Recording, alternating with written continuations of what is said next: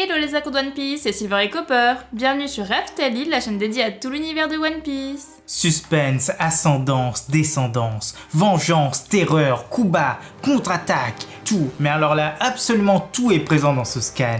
Oda nous a fait un chapitre digne de ce nom. Il est tellement complet qu'on a eu l'impression d'en lire deux en un. De nombreux mystères ont été dévoilés et forcément, il faut une analyse complète de tout ça. D'ailleurs, les choses s'accélèrent, la fin est proche. Oda fait les choses en grand. Et pourquoi ? Car le tome 100 va très bientôt sortir au Japon. De très nombreuses festivités sont à prévoir. Entre éditions collector et épisodes spéciaux, ce sera la folie. Et vu l'état d'avancement de la communauté manga en France, ça ne tardera pas à arriver, ne vous inquiétez pas. Et en plus, on fera sans doute une petite vidéo sur le sujet. Que du bien quoi. Et toi, jeune pirate sans drapeau, pour ne rien rater, rejoins-nous dans cette folle aventure. C'est aussi simple qu'un abonnement pour toi, et nous, ça nous aide énormément. Mais place à la vidéo. Allez, c'est parti. Comme on vous le disait, on est exceptionnellement gâtés en ces temps de fête. Oda a fait une de ses pages couleurs avec tant de personnages. Yamato, Oden, Big Mom, Kaido, Law, Kiku, Yuri. Ça, c'est uniquement ce présent sur Wano. Mais il y a aussi des personnes dont le sort même est inconnu. Katakuri, Mihawk, Hancock, Pudding, Barto, Kuma, Reiju et Perona. Mais pourquoi nous montrer tout ça ? C'est quand même assez étonnant. Et puis, pourquoi un tel champ de bataille ? Pour la page cover de cette semaine, on a le droit à une illustration de Vivi en train de s'amuser avec des oiseaux. Et franchement, c'est une très belle couverture. Mais elle ne plaît pas à tout le monde, on dirait. N'est-ce pas, Kalou le petit jaloux ? Première vraie page du scan. Zoro et Sanji se tiennent sur le champ de bataille. Ils sont seuls face à leur œuvre. Leurs techniques dévastatrices sont toutes détruites sur leur passage. Tous les témoins en sont choqués. Chopper s'étonne que le médicament ait vraiment marché. Les 100 bêtes, quant à eux, n'y croient pas. Mais ils ripostent. Ils ont Zoro dans leur viseur. C'est alors que Kawamatsu fait son entrée et tranche l'opposant. Yogoro prévient alors tout le monde de ne pas se mêler du combat. D'après lui, c'est écrit sur leur visage. Ne nous dérangez pas. Alors que Marco se délecte du spectacle. Et lui, il repense au moment avec son vieux père. À une conversation sur le peuple qui vivait en haut de Redline, au pays des dieux. Mais tout le monde à l'époque se foutait de lui, car il n'en parlait que quand il était sous. En voyant ça, les 100 bêtes en profitent pour attaquer Marco. Mais Izu est là, et il le sauve in extremis en le traitant de con. Marco lance alors qu'il attendait qu'Izu le sauve, et demande s'il croit aux dieux. Forcément, l'autre l'engueule encore plus, et lui annonce qu'il part comme le vieux quand il buvait.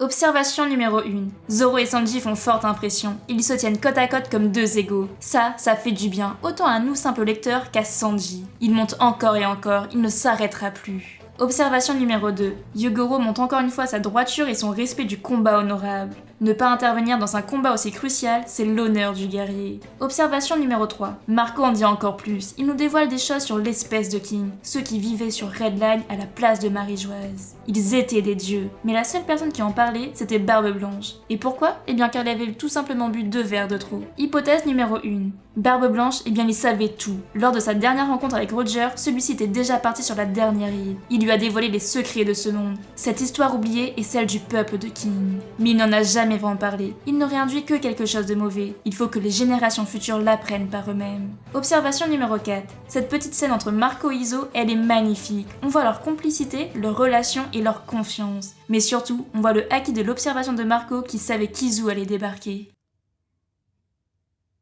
Sur le champ de bataille, King le taciturne et Queen le prolixe se sont relevés. Et ils hurlent à tout va que rien ne va les arrêter. Eux, les calamités de Kaido, ils sont les 3 protecteurs. La sécheresse, la pandémie et l'incendie. Et à coups de laser, ils attaquent les Mugiwara. Sanji a du mal à esquiver, et Zoro lui demande ce qu'il a, qu'il ne doit pas le lâcher. Le fils du Germain lance alors que son corps est bizarre. Depuis qu'il a utilisé une seconde fois le Red Suit, tout est différent. L'épéiste lui demande alors si ses sourcils sont encore plus bizarres que d'habitude. Mais King en profite et attaque. Zoro défend Sanji et lance qu'il lui envoie une. Queen en fait de même et lance un laser sur tête de Cactus. Mais Sourcil en vrille par le coup. La calamité parle alors du Germain et lui lance que ses jambes de feu, c'est son côté cyborg.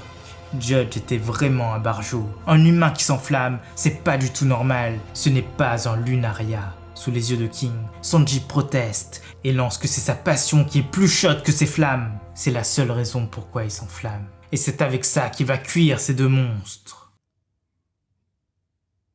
Observation numéro 5. On a info sur info ici. Tout d'abord, une chose s'est passée avec le corps de Sanji. Depuis qu'il a réutilisé le Red Suite, ses sourcils sont bien plus bouclés. Oh, pardon, son corps est un peu bizarre. Hypothèse numéro 2. Là, c'est une énorme perche qu'Oda lance. La combinaison, c'est une production du Germa. Et si elle était programmée pour activer les modifications que les enfants de Judge ont subies étant petits? Pas ceux psychologiques, mais uniquement corporels. Et si Sanji devenait plus résistant, plus rapide? Ça semble totalement coulé de source. Et Oda a déclaré que Sanji allait avoir un power-up à Wano. On pensait que c'était le Red Suite, mais là, ça change carrément tout. Observation numéro 6. On a le nom de la race de King, celle qui produit des flammes, celle qui se tenait au sommet de Grand Line. Ce sont les Lunaria. Et Judge, il semblait les avoir étudiés, et peut-être même les avoir combinés avec l'ADN de ses enfants. Ce serait vraiment incroyable.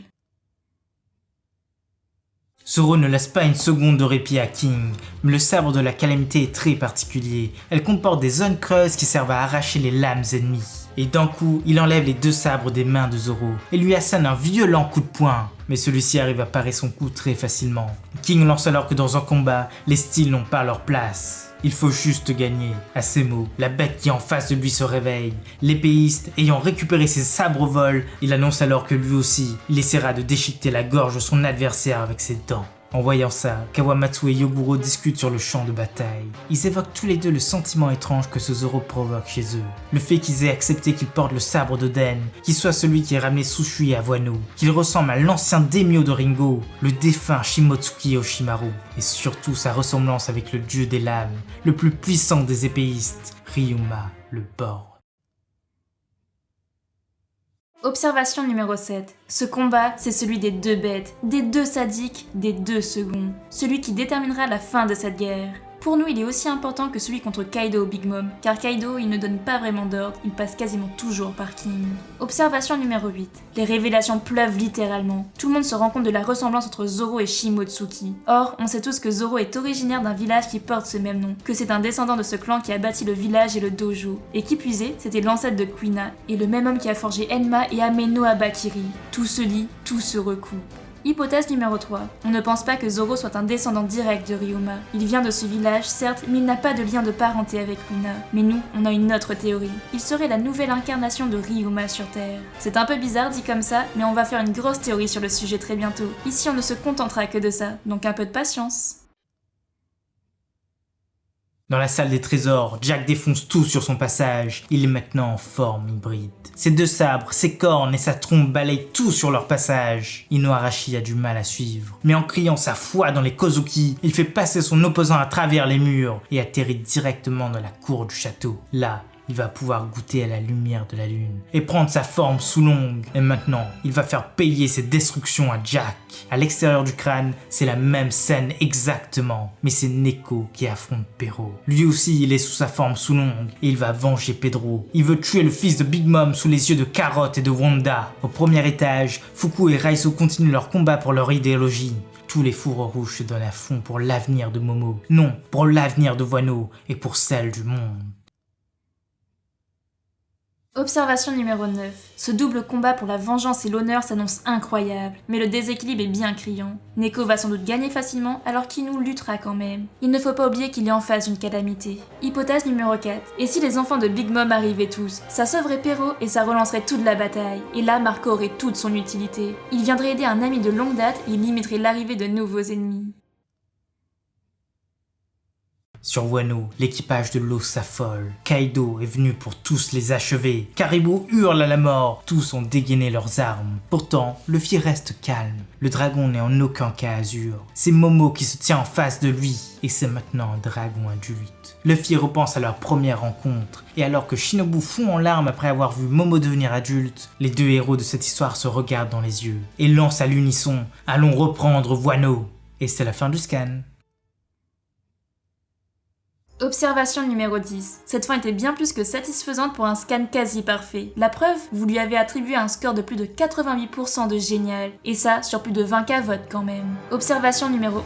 La forme adulte de Momo n'est pas vue. On s'en doutait largement. Comme on l'a dit dans le précédent scan, ce sera un Oden qui se transformera en Kaido sous forme de dragon. Et c'est totalement ce qui se passe ici. Shinobu le sous-entend, il n'y a pas de doute. Mais la grande question, c'est que se passera-t-il pour ses cheveux? Hypothèse numéro 5. Luffy n'a plus qu'à grimper sur Momo et à s'envoler vers Onigashima. C'est la même chose que lors de leur première rencontre à Punk Hazard, mais en 100 fois mieux. Et franchement, on a vraiment hâte de voir la tête de Kaido quand il va se voir en rose. Et pour finir cette analyse, voici nos petites prédictions pour le scan 1024.